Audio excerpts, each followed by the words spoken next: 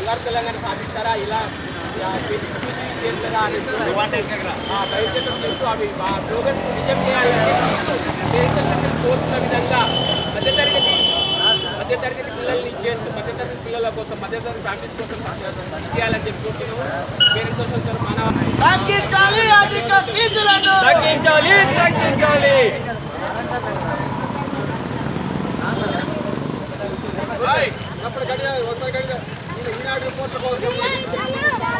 నశించాలి. బంద్ కరో తగ్గించాలి, అధిక ఫీజులను తగ్గించాలి. ప్రైవేట్ కార్పొరేట్ స్కూల్లో అధిక ఫీజులను బంద్ చేయాలి. ప్రైవేట్ దందాను బంద్ చేయాలి. ఫీజుల దందాను వర్ధిల్లాలి. తల్లిదండ్రుల ఐక్యత. ఒకటి మిత్రులారా, ఇంతకు ముందు మాట్లాడినటువంటి విషయాల్ని నేను ప్రస్తావన తీసుకురాను.